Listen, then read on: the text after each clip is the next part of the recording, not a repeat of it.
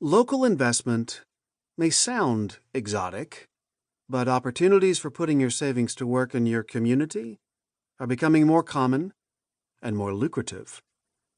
At this point, most authors of investment books will spin stories that show their financial brilliance. Here's how I transformed powdered moose antlers into a $100 million health food empire.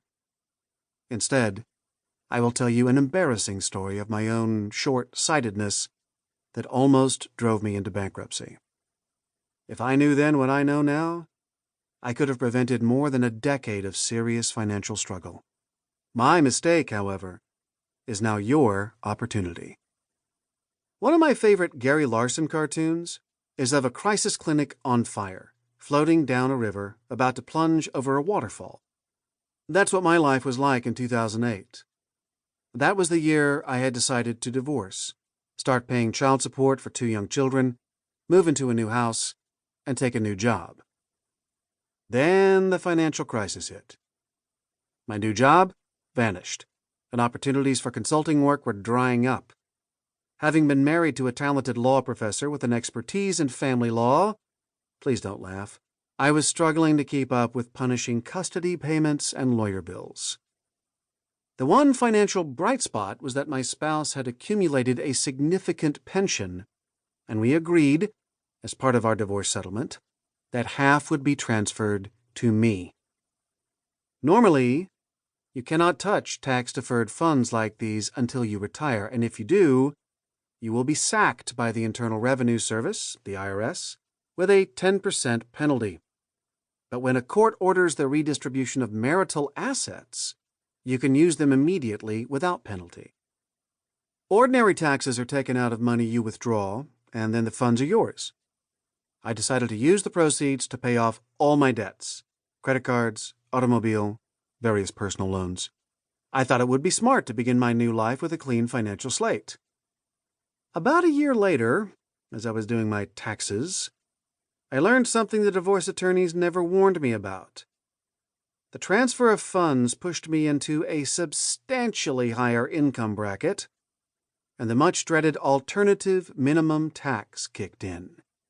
Suddenly, I owed Uncle Sam about $80,000. I paid off some of this debt with credit cards, and the rest went into an IRS payment plan. After paying over 20% interest and penalties for several years, my debt situation was far worse than it had been before I divorced. I have since learned about an option that could have saved me all this grief. A solo 401k is a retirement savings account designed for self-employed individuals, which is what I was in 2009.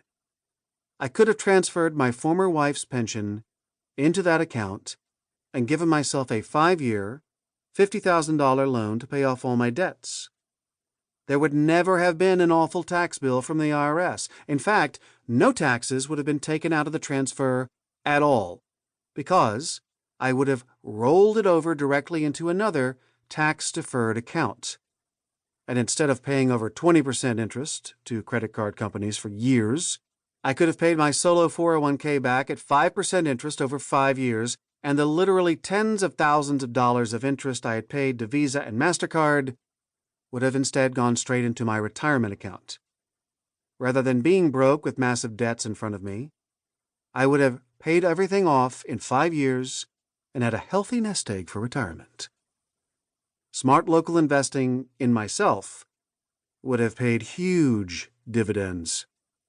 Okay, I was a fool, but then again, no one in my life, not my lawyers, not financial advisors I consulted, not my many Ivy League educated friends, knew about the solo 401k either. Neither did you, I bet. Live and learn. You, however, will never have to repeat this mistake, because I'm now about to introduce you to the huge, unappreciated potential of DIY accounts.